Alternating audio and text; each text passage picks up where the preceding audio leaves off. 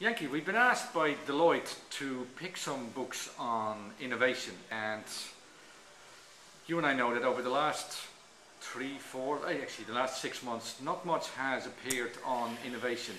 Why do you think that is? I don't think it's just the last 6 months, and I think you're right.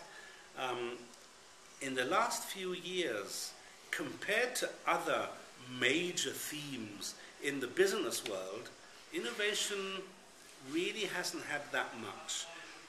Communication, there's more. Of course, Web 2.0, the social media, and above all, the way the brain works are far more popular. All the popular writers like Gladwell and the Heath brothers are very interested in the way we think, and often the way we think wrongly. All sorts of short circuits in our brains, and that seems to be exercising a lot of the modern writers in the wider business field. It's difficult to know exactly why that is. I think that people make a stronger correlation between understanding how we think and how we implement that in our day-to-day decision making. And most people who read business books are really looking for answers how to be better decision makers. And we've got books that are about why we make wrong decisions, or why our brain tricks us and sends us off in wrong directions. And I think that this whole area of thoughts on thinking about how we make decisions has somehow caught the imagination.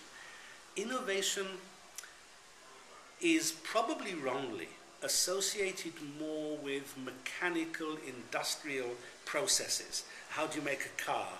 How do you produce the car faster? How do you shorten the process in processing data? And when actually innovation should also be very much about the way we think.